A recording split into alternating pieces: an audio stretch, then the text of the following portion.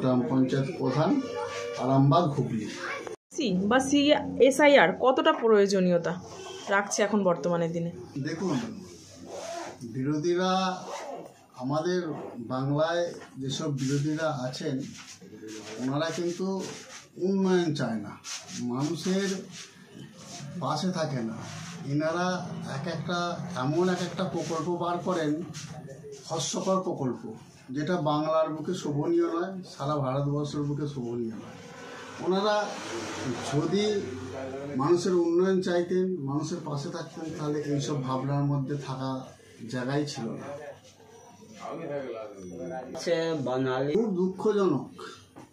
মানুষ মানুষের পাশে থাকবে, মানুষ বাংলায় থেকে মুম্বাই থাকবে, মুম্বাই থেকে বাংলায় আসবেন। ওনারা এমন একটা দল, বিজেপি নামক দলটা বাংলার মানুষদের দেখতে পেলে যে এখানে বাঙালি এসে একটা কাজকর্মের সঙ্গে যুক্ত আছেন, তাদের মারধর করা হচ্ছে, মেরে ফেলে দেওয়া হচ্ছে, তাড়িয়ে দেওয়া হচ্ছে।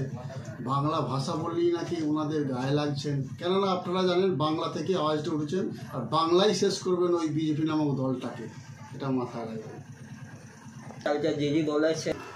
দেখুন, বাংলার দিদিমণি মানুষের পাশে থাকেন, মানুষের উন্নয়নের সাথে থাকেন।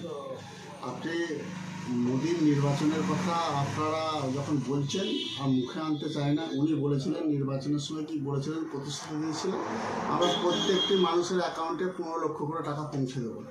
সারা ভারতবর্ষের মানুষ যদি একটা মানুষ বলতে পারে 15 লক্ষ টাকা আমার অ্যাকাউন্টে এসছে, প্রধান থেকে ইস্তফা দিয়ে বেরিয়ে চলে আসবো বলছে। দেখুন, আমার গ্রাম পঞ্চায়েত, আমি আর কি রায় দেবো, মানুষ রায় দেবে। আমার গ্রাম পঞ্চায়েতে যেভাবে মানুষের সাথে, মানুষের পাশে থেকে কাজকর্ম হয়েছে, আপনারা দেখবেন বিধানসভা নির্বাচন, লোকসভা নির্বাচন, আরামবাগ সাব ডিভিশনের মধ্যে আমার গ্রাম পঞ্চায়েত সুন্দর রেজাল্ট হয়। আর মানুষ বুঝে নিয়েছে যে বাংলায় যে দিদিমণি মাননীয় মুখ্যমন্ত্রী মমতা বন্দ্যোপাধ্যায় আছেন, শুধু বাতানল গ্রাম পঞ্চায়েত নয়, সারা বাংলার গ্রাম পঞ্চায়েত প্রত্যেকটা ঘরে ঘরে উন্নয়ন পৌঁছে গেছে। এরপরও যেসব আমাদের পাড়ায় সমাধান আমাদের হচ্ছে, ইতিমধ্যে যে লঞ্চ হয়েছে, এরকম একটা প্রকল্প সারা একটা সুন্দর প্রকল্প, প্রত্যেক মানুষের আসবে।